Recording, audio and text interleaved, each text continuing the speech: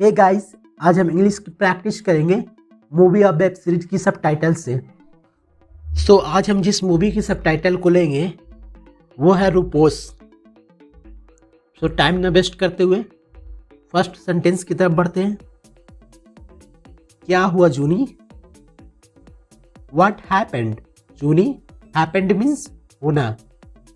जैसे हम लोग बोलते हैं ना, आपको क्या हुआ? What happened to you? या इस तरह भी बोलते हैं, जब कोई मोबाइल खराब हो जाता है बोलते हैं ना, आपके मोबाइल को क्या हुआ? What happened to your mobile? What happened means क्या हुआ, टू योर मोबाइल मीन्स तुम्हारे मोबाइल को। ये पास्ट इंडिफिनिट का डबल इंट्रोगेटिव सेंटेंस है। डबल इंट्रोगेटिव या WH फैमिली या WH वर्ड सब एक ही है। डबल इंट्रोगेटिव सेंटेंस उसे कहते हैं जिसका जवाब हाँ या ना में नहीं दिया जा सकता। नेक्स्ट सबटाइटल है, क्या ये तुम्हें परेशान कर रहा है या तंग कर रहा है? Is he bothering you? ये सेंटेंस प्रेजेंट कॉन्टिन्यूअस का इंट्रोगेटिव सेंटेंस है जिसका जवाब हाँ या ना में दे सकते हैं। इसका स्ट्रक्चर होता है subject plus is MR plus verb का फर्स्ट फॉर्म प्लस ING या वर्ब का फोर्थ फॉर्म भी बोल सकते हैं प्लस ऑब्जेक्ट। इस तरह के सेंटेंसेस में किसी काम को कंटिन्यू करने का बोध होता है, जैसे कि क्या तुम पढ़ रहे हो? आर यू स्टडिंग या आर यू रीडिंग?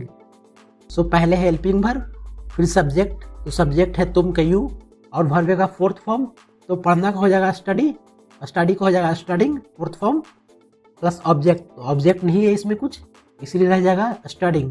तो पूरा सेंटेंस हो गया आर यू स्टडिंग। उसके साथ तुमने क्या किया? What did you do with her? With her इसीलिए लगाया गया है क्योंकि इस सेंटेंस में लड़की की बात हो रही है। तो ये क्वेश्चन टाइप सेंटेंस है जो कि पास्ट इंडिफिनिट का डबल इंट्रोगेटिव सेंटेंस है। इसका स्ट्रक्चर होता है WH फैमिली या WH word plus did plus subject plus verb का फर्स्ट फॉर्म प्लस ऑब्जेक्ट। जैसे कि ये तुमने कैसे किया? How did you do this? How did you do this? Next slide, तुम मुझसे पूछने वाले कौन हो? Who are you to question me? Who are you तुम कौन हो? टू क्वेश्चन मी मुझसे पूछने वाले। ये सिंपल सेंटेंस का WH फैमिली इंट्रोगेटिव सेंटेंस है जिसका जवाब हाँ या ना में नहीं दिया जा सकता। जैसे हम लोग बोलते हैं ना, तुम कौन हो मेरे मामले में दखल देने वाले? Who are you to interfere in my matters? Who are you तुम कौन हो? To interfere in my matters मेरे मामले में दखल देने वाले। इंटरफेयर मीन्स दखल देना, मैटर्स मीन्स मामले। नेक्स्ट स्लाइड, उसका मैं कोई भी हो सकता हूँ, मतलब उसका मैं कोई भी हूँ, तुम्हें क्या? I can be anyone for her. ये मोडाल हेल्पिंग वर्ब का सेंटेंस है। इस तरह के सेंटेंसेस में समर्थता, काबिलियत यानी एबिलिटी को दिखाया जाता है। इसका स्ट्रक्चर होता है subject plus can plus verb का फर्स्ट फॉर्म प्लस ऑब्जेक्ट। जैसे तुम 3 महीने के अंदर अंग्रेजी बोल सकते हो। You can speak English with in 3 months। मैं आपको अंग्रेजी बड़ी आसानी से पढ़ा सकता हूँ। I can teach you English easily. इस तरह के हिंदी सेंटेंसेस के लास्ट में सकता है, सकती है, सकते हैं लगा रहता है। जैसे पढ़ सकता हूँ, मैं पढ़ सकता, तुम पटना जा सकते हो, ये काम कर सकते हो। इस तरह के सेंटेंस मतलब ये है कि हाँ भाई, मुझे में इतनी काबिलियत है कि मैं ये काम कर सकता हूँ, तो हम कैन का प्रयोग करेंगे।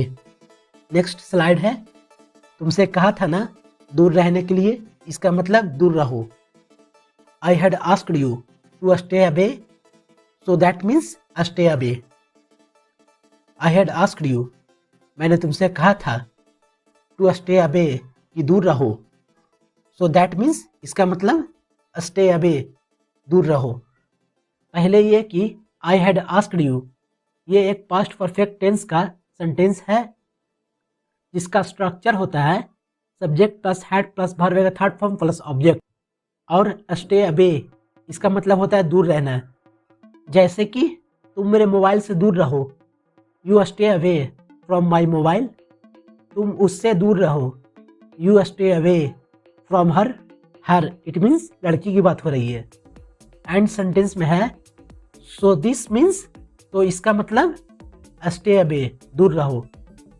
तो पूरा सेंटेंस बन गया, I had asked you to stay away, so this means stay away. Next slide है, पता लगाओ, फाइंड आउट, किसी चीज की जानकारी लेना।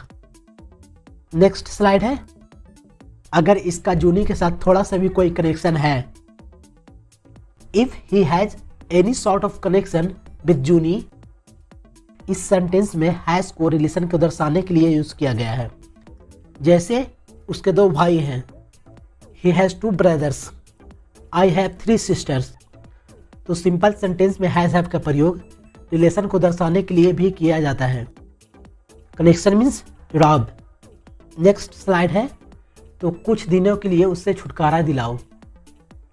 Ben get rid of him from a few days. Rid means छुटकारा दिलाना या हटाना। इसमें गेट का प्रयोग इस तरह किया गया है कि खुद कोई काम ना कर कर करवाने को कहा जाता है। जैसे कि मुझे एक बाइक दिलवा दो, गेट मी अ बाइक, गेट मी अ बाइक। नेक्स्ट स्लाइड है, बात क्या है जूनी, व्हाट इज द मैटर जूनी। ये सिंपल सेंटेंस का डबल इंट्रोगेटिव सेंटेंस है। इस तरह का क्वेश्चन हम तब पूछते हैं जब कोई चिंता में हो या चुपचाप हो। जैसे बात क्या है, तुम इतनी चुपचाप क्यों हो। What is the matter, why are you so quiet. So quiet means इतनी चुपचाप। व्हाट इज द मैटर, बात क्या है। अगला स्लाइड है, तुम आज इतनी चुप क्यों हो। Why are you so quiet today. Next slide है, तुम्हारा समस्या क्या है। What is your problem. ये भी सिंपल सेंटेंस का डबल इंट्रोगेटिव सेंटेंस है। नेक्स्ट स्लाइड है, बोलो, speak up. Speak up, speak up means बोलने को कहा जाता है या साफ तौर पर बोलना। नेक्स्ट स्लाइड है, कुछ नहीं, नथिंग। नेक्स्ट स्लाइड है, ये एक अच्छा मौका है जो कुछ ही लोग को मिलता है या पाता है। This is a good opportunity that only a few people get it. This is a good opportunity that only a few people get it. So this is a good opportunity, ये एक सिंपल सेंटेंस है। Simple sentence उसे कहते हैं इस sentence में क्रिया ना हो या क्रिया हो भी तो उस क्रिया को सब्जेक्ट ना कर रहा हो। और आगे सेंटेंस में है that only a few people get it. Few means कुछ, इसे पीपल नहीं कहते, पीपल कहते हैं। जैसे पीपल का पत्ता होता है या पीपल का पेड़, वही पीपल वाला पीपल है ये। पीपल मीन्स लोग, गेट इट इसे पाता है। नेक्स्ट स्लाइड है, और फिर ये कुछ ही दिनों की बात है। And then it is just a matter of days. Next slide है, तुम्हें इस काम को कॉलेज की तरफ से दिया जा रहा है। You are being given this assignment from the college. ये प्रेजेंट कॉन्टिन्यूअस टेंस का पैसिव वॉइस सेंटेंस है। इसका स्ट्रक्चर होता है object plus is am are plus being plus verb का third form plus by subject. For example, पहले समझने के लिए एक्टिव वॉइस लेते हैं। वो लेटर लिख रही है। ये प्रेजेंट कॉन्टिन्यूअस का एक्टिव वॉइस सेंटेंस है जिसका स्ट्रक्चर होता है subject plus is am are plus verb का first form plus I N G plus object. तो इसे बनाते हैं इस स्ट्रक्चर पे। She is writing a letter, subject है सी, उसके बाद इज एम आर, तो she third person singular subject है इसीलिए इज लगाया गया है, और क्रिया है लिखना, तो write plus I N G writing, और ऑब्जेक्ट है एक लेटर तो आ लेटर। अब इसी तरह पैसिव वॉइस देखते हैं। पैसिव वॉइस का हिंदी देखते हैं। एक लेटर लिखा जा रहा है उसके द्वारा। इसका स्ट्रक्चर हमने ऊपर में देख लिया है। Object plus is am are plus being plus verb का third form plus by object. तो इसी स्ट्रक्चर के अनुसार बनाएंगे। A letter is being written by her. A letter is being written by her. A letter object है, is helping verb है, अब being का बीइंग है, और राइट का हो जाएगा third form written, by subject है बाई हर। अगर शॉर्ट में बोलें तो सब्जेक्ट का ऑब्जेक्ट और ऑब्जेक्ट का सब्जेक्ट बनाया जाता है। सो नेक्स्ट स्लाइड देखते हैं। इससे तुम बहुत कुछ सीख सकोगे और ये तुम्हारे करियर में भी मदद करेगा। You will be able to learn a lot from it and it will help you in your career as well. इस सेंटेंस में दो सेंटेंसेस हैं। पहला, you will be able to learn a lot, तुम बहुत कुछ सीख सकोगे। ये एक मोडाल हेल्पिंग वर्ब है जिसका स्ट्रक्चर होता है subject plus will be able two plus verb का फर्स्ट फॉर्म प्लस ऑब्जेक्ट। इस तरह के सेंटेंसेस का पहचान होता है सकेगा या पाएगा। तो जिस हिंदी वाक्य के अंत में सकेगा या पाएगा या पाऊंगा लगा हो तो उसमें विल बी एबल टू का प्रयोग करेंगे। जैसे कुछ एग्जाम्पल देख लेते हैं। मैं तुमसे मिल सकूंगा या मिल पाऊंगा। I will be able to meet you. I हो गया subject, will be able to structure के अनुसार मिलना का हो जाएगा मीट, वर्ब का फर्स्ट फॉर्म प्लस ऑब्जेक्ट, तो ऑब्जेक्ट हो जाएगा यू। तुम वहाँ जा सकोगे या जा पाओगे। You will be able to go there. और इस सेंटेंस का दूसरा सेंटेंस है and it will help you in your career as well. ये तुम्हारे करियर में भी मदद करेगा। ये फ्यूचर इंडेफिनिट का सेंटेंस है जिसका स्ट्रक्चर होता है subject plus will plus verb का फर्स्ट फॉर्म प्लस ऑब्जेक्ट। जैसे कल मैं कोलकाता जाऊंगा, I will go to Kolkata tomorrow. और एक बात, करियर को बहुत लोग कैरियर बोलते हैं जो कि गलत है। एज वेल मीन्स भी होता है।